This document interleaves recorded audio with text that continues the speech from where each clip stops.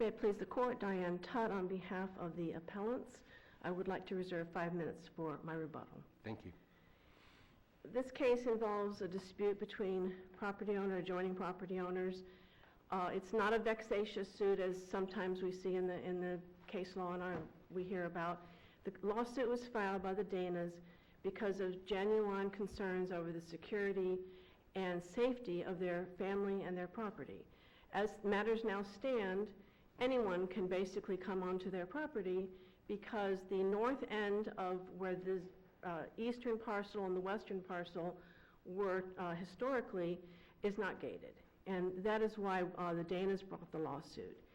Mr. Dana testified at length about the problems that his family's been having. So getting to the legal issues.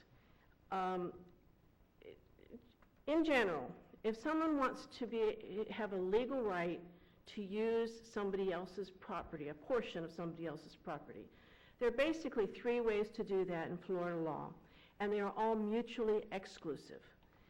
One is a way of necessity. If you are completely landlocked, you can have a way of necessity, and that's by statute. If you're not completely landlocked, then you've got 2 choices. You've got prescriptive easement, and you've got license. They're mutually exclusive because license is by permission, and prescriptive easement is an adverse use for the requisite period of time.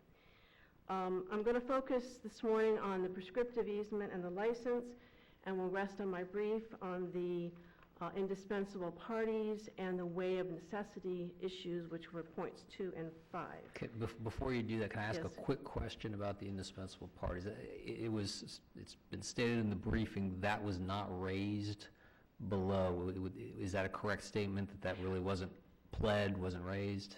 The Danas did not plead that as a reply, or as an affirmative defense, to the Eilers counterclaim. Right. But I did cite a case that says that can be raised for the first time on appeal. Well, the tricky part about it is that under 1410, yes, it would be deemed waived. The judgment, though, that gets recorded can act as an effectively cede title over people that might otherwise have an indispensable interest. So it does make it a little bit of a tricky problem.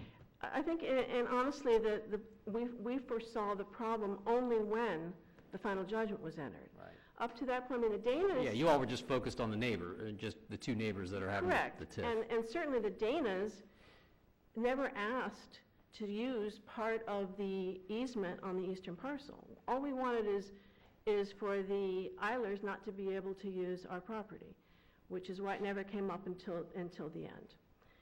Proceeding on now to the prescriptive easement issue, it has numerous elements, but the 2 elements that are at issue or at play in this appeal are the use has to have been adverse to the owner, i.e.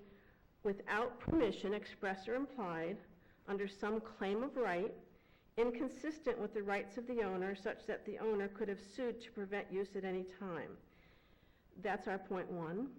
And then we also challenge another element. The use was related to a certain limited defined area of land, and that's our point 3. Dealing with the permissive issue first. The appellees and the trial court went outside of Florida to find cases that dealt with cases involving, quote, sole access. I know that term has been discussed in the briefs. Nobody really knows what the court meant. It was recited 3 times in the final judgment. So I read it as being important to the trial court. Correct. I read it as the trial court believing that essentially this was their only potential access, meaning they're basically landlocked. That's the way I read it. That's what I interpreted in the initial brief. In the answer brief, counsel indicated, no, you're misinterpreting that. It really means something else, and the case law in Alabama particularly talk about this concept. Well, if you look at the Alabama cases that are cited, sometimes they say there was no other means of access, which to me means sole access or landlocked. Mm-hmm. Other times they say no other vehicular access. And if that, the trial court might have meant that here, I don't know, but he didn't say it. Said sole access. He didn't say sole vehicular access. I don't think anybody disputes that this particular private road is the sole vehicular access. Right. But it's not the sole access. I don't think the property is landlocked. And I think that's what sole access means. In any event, the trial court and the appellees have gone outside of Florida law to try to argue that it's not really necessary to have, or not really appropriate under Florida law to have a presumption of permissiveness, which is what the Florida case law says, when you have a common road that's on a boundary like this.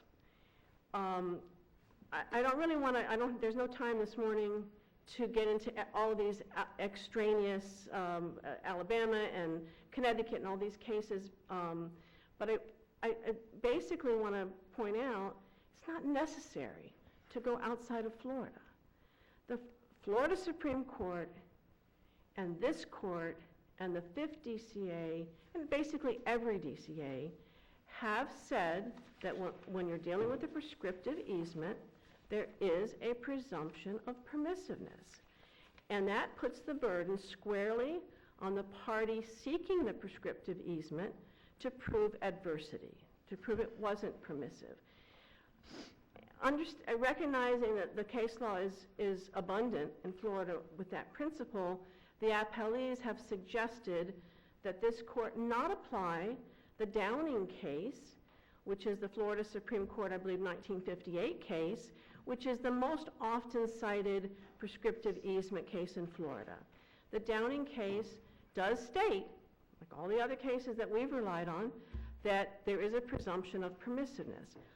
Obviously, we all know that this court is not in a position to overrule the Florida Supreme Court, but beyond that, there's no need to even question that. As stated in our reply brief, the Downing case is solid law. It states a principle of presumption that was stated by other Florida Supreme Court cases in the late 1800s and the early 1900s. It's a solid principle. There's no question about that. This court in Phelps, which I think is the main case that I have relied on, is also stated there's a presumption of permissiveness. Now, why is that important here? It's important because there's really no direct evidence of someone saying, yes, you have permission to use that side of the road. We don't really need express permission in Florida. All the cases say it can be express or implied. But nevertheless, it would be nice if there had been some direct evidence. But, as is often the case in these kinds of cases, you're dealing with a long-term situation, and the people that originally started it are no longer around. And that's what happened here. Mrs. Braddock, who owned the property, owned both parcels for years, I believe it was 1946, she decided to sell off the eastern parcel and to split basically her 10 acres into 5 and 5, and she sold the eastern parcel. When she did so, she moved the boundary of her property slightly, or the property she was keeping slightly, I think it was 8 feet, to put it squarely in the middle of that private road that was existing at that time, which at the time was a dirt road, instead of going straight down the middle of the 5 acres and the 5 acres. To me, that's a critical piece of evidence that shows this was always permissive. Well, I think what your friend would say is it's a critical piece of evidence to provide an opportunity for Florida to align itself with these other states, which appear to, I'll confess, I haven't fully digested every single one of those out-of-state cases. There's a lot to it, but I think that the gist of them is that, look, it's a special situation when a boundary is purposely put in the middle of kind of a road or an access. And that special situation gives rise to this kind of special rule that it will create an access easement to benefit both properties when that happens. I think that's what counsel would say, yeah, it is important, and it's important because if we import this notion into Florida law, it solves the problem. I understand that, but I also want to point out that and again, I'm not prepared to say this case said this and there's too many. And I'm focused on, in my preparation, I was focused on Florida law because I think it's enough. But if you look at those cases from outside the state of Florida, particularly some of the main ones that were argued in the appellee's brief, which was the Connecticut case, Andrzejewski or something like that, and then there was a Nebraska case, which is, I think it was Kirshner. In any event, those courts didn't develop some, let me put it this way, those states do not have a rule like Florida that says, in general, in prescriptive easements cases, there's a presumption of permissiveness, but now for this situation, we're going to abandon that. Those cases are in jurisdictions in which there is either a presumption of adversity in general, or in the case of Connecticut, there's an inference of adversity. So it's much deeper. The departure from Florida law that is being proposed is much deeper than let's look at these few cases that involved right down the middle. So those, I think you'll find that there is a split of authority in the United States as to, in general, in prescriptive easement cases, is there a presumption of adversity or is there a presumption of permissiveness? No question in Florida law we have the latter. And I think that's critical. But even beyond the presumption, what are the facts here? I said the initial fact, which is Mrs. Braddock adjusted the borderline to put it down the middle.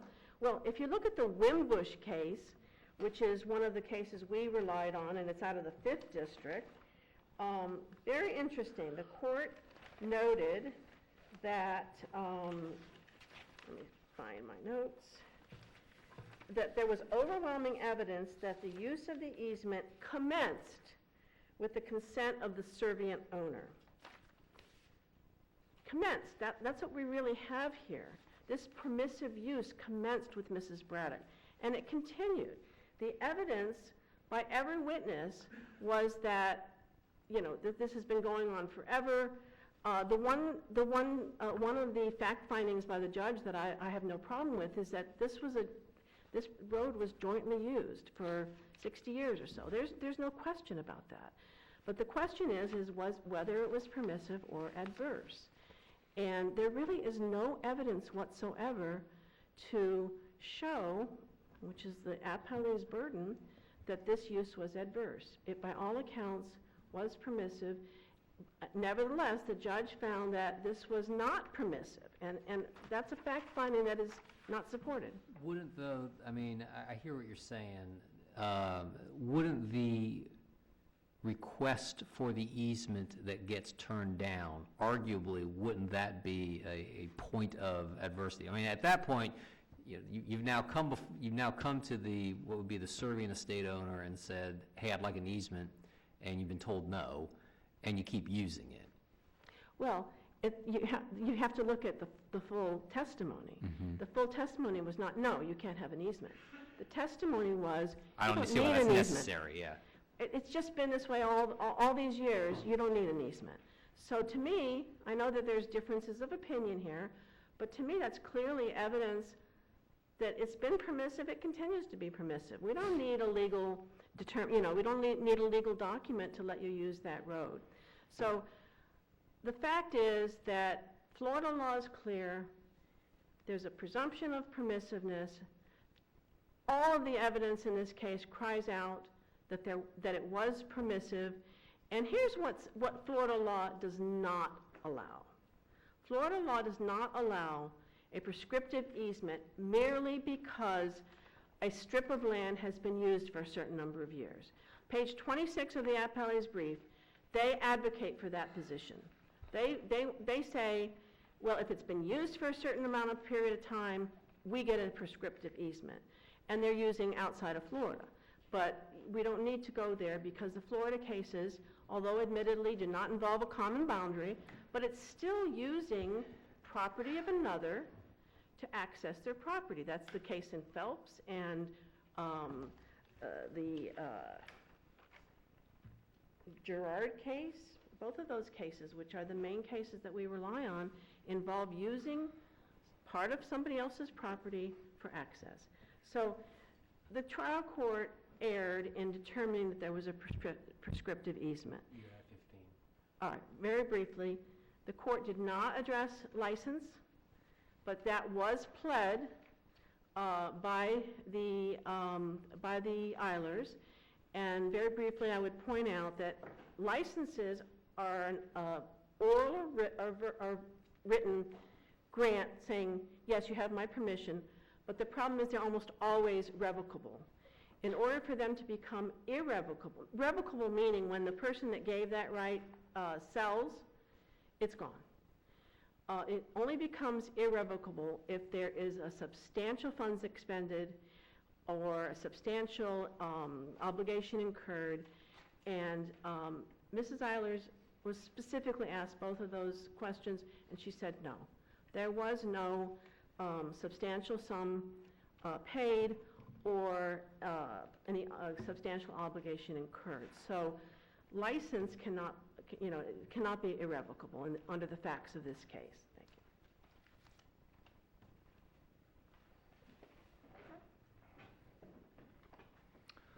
May it please the court. Dan Fleming from Johnson Pope on behalf of Appellees.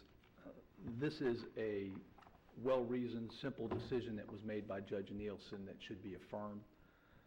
We're asking the court to affirm that finding that a joint or common use driveway on a boundary constituted inconsistent use sufficient to establish adversity and overcome the presumption of permissiveness. That's what Judge Nielsen's ruling was. And that would be a first in Florida law. Well, I think it would be the first in Florida law only because it appears that Florida law never came across a common boundary. But it's important to point out, the counsel indicated, well, I rely on the Florida cases, and ignored clearly the most factually similar case in Florida, which is the Hunt case. If you look at the Hunt case, well, not a common use driveway, but if you look at Hunt, even a cursory reading of that case shows all the very issues that Judge Nielsen dealt with in terms of going back to the roots of Florida prescriptive easement and Florida adverse possession law. And obviously prescriptive easement everywhere comes out of adverse possession. But there's distinctions that are made, even in Downey.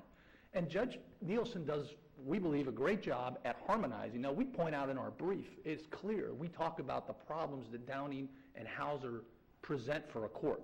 But Judge Nielsen, we think, did a fine job at harmonizing those two decisions and specifically found what was necessary to overcome the adversity, look at the inconsistent use. And really the difference between Downing and Hauser is a pretty simple one. Hauser clearly talks about the need to establish basic facts consistent with all presumptions before applying the presumption. Downing doesn't do that. Downing just automatically applies the presumption and says you got to go right to it. I think Hauser does a better job of that, and Hauser's the one that actually went to Alabama and got this law. What Downing represents is an evolution in the law, which is that we're getting away from the common deed theory, or the lost deed theory, and going to the adverse possession theory. Right? No, I don't think so, not in that specific respect. That's how the DCAs have come to interpret that decision. Well, I think in some cases it's factually applicable, but here it has no application, because what you're looking at here is a common boundary. It is a situation where there are facts and evidence. And let me, at the outset, it's important for me to go to, you had a very good question, Judge Lucas, regarding this boundary and the actual decision that was made. If you look at plaintiffs, the entirety of plaintiffs' argument in this case, they are arguing permissive use, and that's why Hunt's so important. If you go back and read Hunt, you'll see they talk about permissive use, and they talk about it being overcome by exactly the sort of evidence that exists here. But more importantly, to the question you raised earlier about the decision factually that was made in this case, it's critical to look at because it is the only evidence that appellants rely on to say, look, they didn't overcome the permissive use. And here's the only evidence. In fact, they use the term, which we disagree with it respectfully. I think it's illogical. They say and categorize that decision by Ms. Braddock to move that boundary 8 feet. They use the term quintessential and insurmountable evidence of implied permission. Ask yourself that question. Why in the world? Ms. Braddock could have done whatever she wanted with that boundary. If Ms. Braddock wanted to move this boundary, as the appellants contend, and necessarily and critically contend, that she wanted to move it to establish, and that they're using it as an implied permission. It's uncontroverted in this case. There is no express permission. So the only way plaintiffs get to a situation where the permissive use presumption is applied is an implied permission case. If Mrs. Braddock wanted to turn this into a permissive use, in other words, for the other entity on that other 5-acre plot to use the access road at her whim, because that's basically what they're saying, this is permissive. If she did that, why in the world would she put it in the middle? Actually, counsel, I'll just turn that on its head and right back at you, which is, if she didn't intend that, why on earth didn't she record an easement that clearly conveyed what it is you are advocating? Right. Clearly an unsophisticated decision by a person. The problem, though, is that butts you up against the presumption. No, and the reason it doesn't, Judge, is because if you let me finish the analysis, because if you finish the thought process, what is she doing? By putting it in the middle, she's preserving her right to use it. She now still has ownership. But think about what she could have done. If she wanted it to be, if she wanted those folks to use that access route at her whim, why in the world wouldn't she have put the boundary on the eastern edge of the access road? Then it's on her property. And they can just use it. And she could have just either done two things. She could have, one, just put it there and not said anything, and then you're in the implied permission category. Candidly, I think what you're trying to do is divine the original grantor's intent, and you're trying to divine it in order to then use it to overcome a presumption of permissive use. You're trying to turn it into, well, she must have done this for some reason, and clearly it wasn't in order to grant permission, so therefore I've overcome the presumption. And I'm sorry, I'm having a hard time following that. Let me see if I can help you, Judge, because it's not, remember, we didn't even rely on this. This isn't anything that's necessary. This is what plaintiffs solely rely on. And they're telling you it's insurmountable, quintessential evidence to the opposite. And all I'm saying is, look, if she wanted to set up permission, she'd have put it on the eastern boundary. So really what we're left with is what evidence of adversity was there? And that's what you have to understand about, and that's why it's so important that they have ignored Hunt. When you look at Hunt, and that goes back and does look at the roots, and does look at the Alabama case law, that talks about what is necessary to establish, overcome the adversity, overcome the presumption of permissiveness, they look to specifically whether or not the individual use is inconsistent with the owner. And that's why her decision to put it in the middle preserves both parties' right. And that's the thing. What the plaintiffs have clearly conflated is they've looked at, look, acquiescence means permission. And that's not what it means. If you look at Hunt, See, I read Hunt as being a flooding case, because that's really what it is.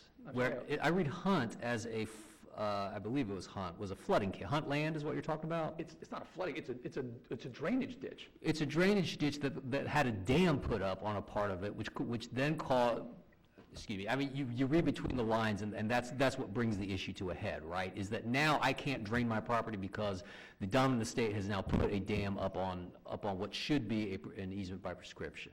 That's how the issue comes to a head in Hunt. That's correct. What I think, to me, a case that I'm curious about your thoughts on that to me seems much more on point is Phelps. The Lemon Patch Road Hen Scratch, Florida case. How do you meaningfully, I love that. How do you meaningfully distinguish that case from the facts we have here? Sure. Well, first, let me talk about Hunt, because it's not a funny case. And when you get, irrespective of how it arises, the use is the key there. If you look at Hunt, but that's critical. I mean, oh, no doubt. But look at again, all the cases, whether you're looking at Alabama, you're looking at Florida, they all talk about the use. And if you look at Hunt, they're talking about 45 years, continuous, uninterrupted, open, notorious, as to impute to the owners. And again, in that case, it's much less open, notorious. We've got an access road being used by both parties for 67 years. There they've got a drainage ditch that people may pay attention to or may not. Well, apparently somebody paid attention to it because they dammed up part of it. One side in that case dammed it. In this case, one side tried to put a gate up. You can see, but I don't know if you ever did a lot of water litigation, but that is almost like an act of war. damming up the natural flow of water so that it causes it to back up on another is highly adverse to their interest in property. There's no other way to look at it. And that's how it arose. And in this case, it arose by the Danas asking, we want to put another gate, so you have to go through 2 gates to get to your house. That's how it arose. It's very similar when you really look at the use. And incredibly, look at the Hunt's decision.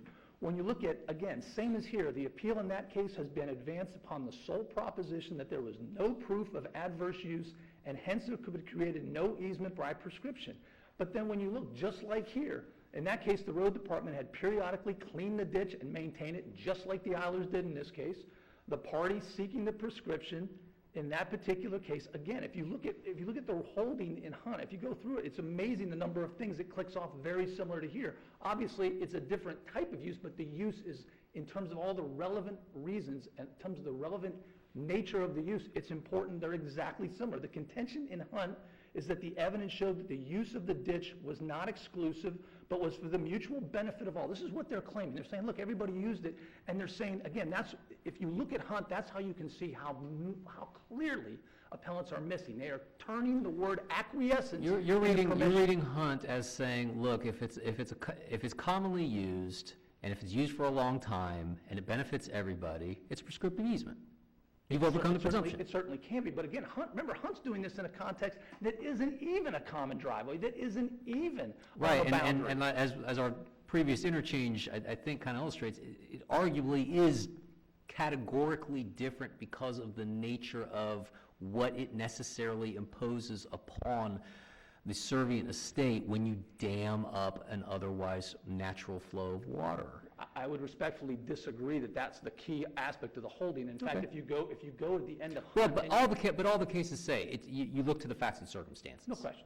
And the facts and circumstances here, like in Hunt, they talk about remember what Hunt actually does. It goes back and acknowledges the exact precise distinction we're asking the court, and Judge Nielsen did in this case. He looked at the distinction between acquiring of title by adverse possession and acquiring by prescriptive right. In the former, the title must be through possession. In the latter, a prescriptive right, and this is right out of Downey, is through the use of the privilege without actual possession. In acquisition of title by adverse possession, the possession must be exclusive, while in acquisition of a prescriptive right, the use may be in common with the owner or the public. In this case, it's the owner. And that's exactly what we've got here. I mean, also, if you look at page 700 of Hunt, it really does a great job. It talks about the presumption of permissive use or possession is not conclusive and is ineffectual in the face of facts which cause its dissipation.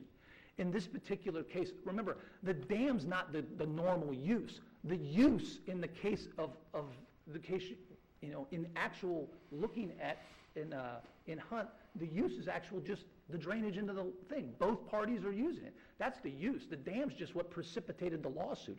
That's the gate in this case. It does, and to me, that doesn't have any bearing on anything. What's important is the fact that the use is used by both, and that's what the holding and Let me ask you specifically this, defined. and the boundary line is in the middle of the road, right?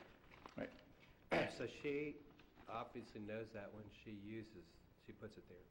So her use of the road is going to be adverse to the other side of the property. Half of it, correct. Right. So arguably then she would meet the requirements or her successes for a prescriptive easement. Correct. And that's what the court found here, mutual prescriptive easements. Now mutual.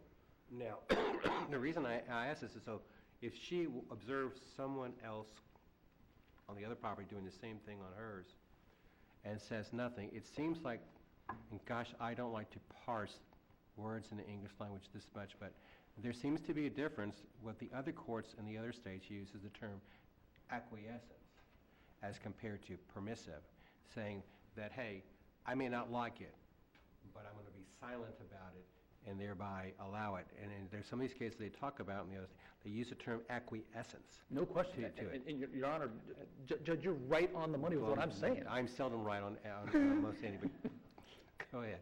But I believe that's exactly the mistake that the appellants have made here. They are conflating the terms acquiescence and permission, and those are the courts Not one court makes that mistake. Nobody's making that mistake except the appellants. What about what your friend would say, though, which is that in those other, it makes sense, though, in the framework of where the other state's law is, which is that the presumption really is that there's not a presumption of permission, it's a presumption of adversity, in which case acquiescence means something very specific and discrete. Well, and let me point out one thing. First of all, counsel's assertion that all these other cases are presumption of adversity is just completely incorrect. Tennessee, there's a number of cases that we cite. Some are adverse, some are presumption of permission. So the presumption of permission cases are 100% on point. To the extent that there are adverse presumption of adversity cases, yeah, they're different, but every one of the cases, and ask yourself this question: where in the world is plaintiff's case? Where in the world is appellant's case that says, you know what? Either even in a presumption of adversity state or in a presumption of permissive state, where's the case that says that a common boundary is not a mutually prescriptive easement? But I mean, that kind of begs the question: why does that matter? I mean, it's whether it's common boundary or not. It's the plaintiff's land that you're talking about, that you're using, that you are now overcoming really two presumptions: one, the presumption of permission, and one, the presumption against acquiring prescriptive rights. Why does it matter? Well, it matters in this case because when you get to sole access, which is so important in this case, and counsel's assertion that, with all due respect, she didn't try the case, I can tell you, and the record will reflect, Judge Nielsen is acutely aware of the difference between sole access as defined in the case law, from which Florida's prescriptive law easement came, the Alabama case law, that specifically, if you look at our analysis of the cases in Alabama, we talk about the difference between sole access and how Judge Nielsen used it. Judge Nielsen was 100% apprised of the fact that the sole access here was not landlocked. Judge Nielsen didn't get confused. We weren't even arguing about. Yeah, you all. I don't know if you ever raised a easement by way of necessity. Not at all. Look, the prior attorneys raised a bunch of different. But you all abandoned it, right? This was prescriptive easement. We were arguing about prescriptive easement in the alternative, which even though they said they're mutually exclusive, you can plead in the alternative, which is what we did. Did you plead an alternative for a way of necessity? License. But, well, originally, license. We abandoned necessity. Right, that's what I thought. I thought you all eventually abandoned necessity. We went to trial on prescriptive easements. Judge Nielsen made his rulings on prescriptive easement, and Judge Nielsen knew that the sole access, there was no dispute in this case, that the Eilers could have built a different road over to Hope Lane, they could have done different things. The sole access that Judge Nielsen relied on is right out of the Alabama case law that talks about the difference between reasonable necessity, actual necessity, and the difference being sole access here. This is not sole access. Judge Nielsen wasn't confused. He knew exactly what he was doing, and he made a determination as every single jurisdiction. And to go to your question, Judge Lucas, this idea, why does it matter? Well, if there literally is, we believe this is an easy decision. I think Judge Nielsen made the decision based on Florida law, which is admittedly a little more difficult because it is a case of first impression. But you can't look anywhere. There is literally, the appellants have come forward with not one single case, zero. There is not one case on a common boundary like this boundary anywhere. That's true. Someone has said that it's not a prescriptive easement. Every single time it's come before, this is the first time it's come before Florida court, and Judge Nielsen made that determination. And all the jurisdictions, some of which are presumption of adverse, some of which are also presumptions of permission. Alabama, Tennessee come to mind. Though, if you go back and look, and we've laid them all out there for you, you'll see. And every single court that's been faced with what Judge Nielsen was faced with has found mutually prescriptive easements, consistent with the 67-year use of this property that no one had any problem with. And that doesn't mean it's permission, that is acquiescence. And that, in this particular context, not just those adverse possession cases, but there are the presumption of permission cases where they talk about acquiescence. Hunt looks at acquiescence. It's not, we're obviously in Florida. That's a Florida court. That's this court. Ironically, it was a Broward County case back then in 1960. But they're looking at this, and they determine that the inconsistent use was enough to overcome the presumption of adversity, presumption of permission, establish enough adversity, and literally do exactly what Judge Nielsen did in this case, which was find mutually prescriptive easements. I think if I recall correctly, Judge Cantor wrote the one on Hunt, and apparently he was writing other cases on prescriptive easements. So it's interesting, there was either not that many judges on our court at the time, or he just really lucked out on the draw. So if I recall correctly, there was a couple in sequence that he authored on prescriptive easements. I think I still have some time left. I would You like have 2 to... minutes. I said 1 minute? 2 minutes. I will just point out that, again, when you look at what Judge Nielsen did in this case, it's an extremely well-reasoned opinion.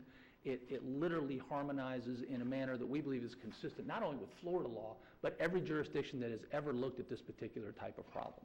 This is an issue that arose not because, there's a contention made throughout the course of plaintiff's brief that this was a problem that we're trying to benefit from, a problem that we created. Make no mistake about it, this was a lawsuit. My clients did nothing other than use the land and the disputed property in the exact precise manner it had been used for at least 67 years until they were sued by their neighbors. And then and only then did they pursue their claim under Florida law that very clearly supports, and I say very clearly, I realize that you've got to look, because it's a case in first impression, but it does clearly support it. If you look at Hicks, if you look at Hunt, and you look at Downing and Hauser, and you try to reconcile that in any reasonable way, it is an unmistakable conclusion. It becomes a lot easier, and became a lot easier, I believe, and certainly was helpful to Judge Nielsen to look at other jurisdictions. And they saw the importance not only of the sole axis, but the common boundary, and they made a determination and interpreted, I believe, when you look at a person making a decision, she's not obviously a legal person. There's no evidence that Ms. Braddock was anything other than a resident who was trying to establish a particular legal right. That's the only reasonable interpretation. To say that that's quintessential or insurmountable evidence the other way, it just begs common sense. Common sense was she was establishing a legal right. If she wanted to be permission, it would have been on the east side. We believe the decision of Judge Nielsen of mutually prescriptive easements is correct under both Florida law and looking at any other jurisdiction, and should be affirmed. Thank you for your time.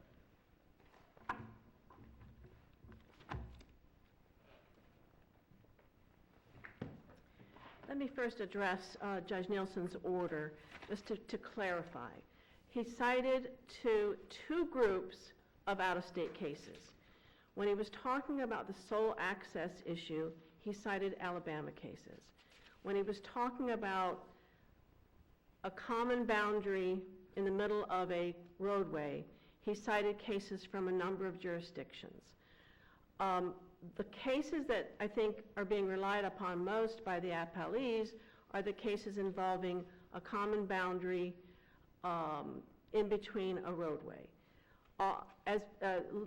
Every single case that Judge Nielsen cited regarding that factual situation is cited in footnote 4 of the appellee's brief.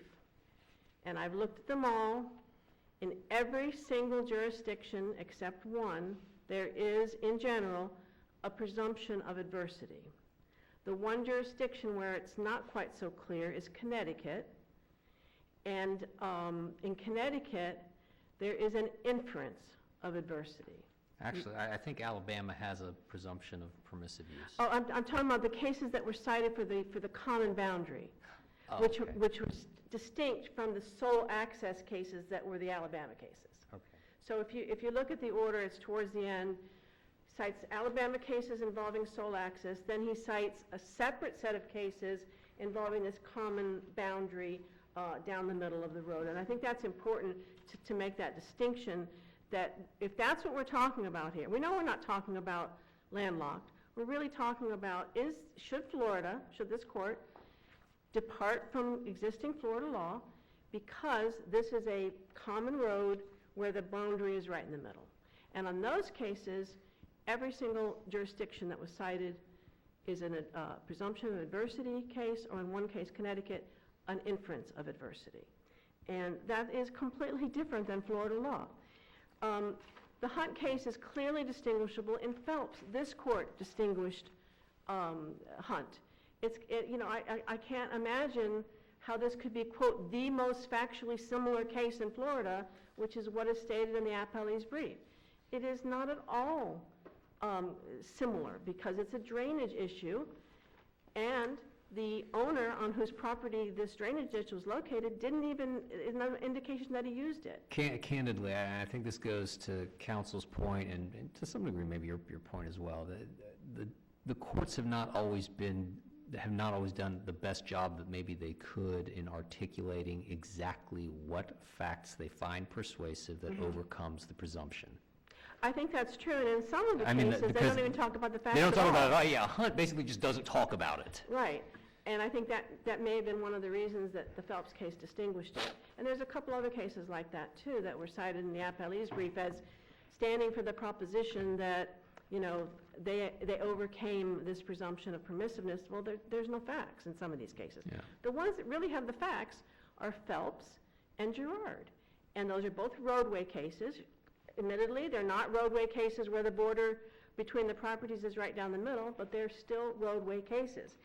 And that, you know, I also point out that I am not relying solely on this deed by Mrs. Braddock. In my brief, and I didn't mention it during my opening arguments, but in the brief, I rely on other facts, which could, again, be acquiescence or permissiveness, but it certainly isn't adversity. And these facts involve, you know, Terry Mercer said the road has always been used by both. Mr. Eilers said that he didn't think he needed to even ask permission by Dibbs because he understood that the road had been used historically by both property owners. Mr. Dibbs, the son, said his father never objected to this use. So there's other evidence of permissiveness, or if you want to say acquiescence, I don't think it really matters because either of those situations is not adversity. And that's why I am adamant that the Appellees came forward with no evidence to show adversity, and that's why they want to rely on outside of Florida cases that don't have the same presumption of permissiveness that we do, and they want to rely on, you know, the trial judge's order, but that's where we have appeals. We're asking this court to look at it and look at Florida law. And again, that's why they're relying on Hunt, because it goes in their favor. But Phelps is newer, it distinguishes Hunt, and it's much closer factually than this case. And there's absolutely no reason in this case to depart from Phelps. And we're asking your honors to, I don't think any clarification of Florida law is needed, but we are asking your honors to reverse. You could even do it with a short opinion citing Phelps. I mean, there's no reason not to just adopt Phelps, because I think it is controlling in this case, and we would ask for a reversal in any event. Thank you.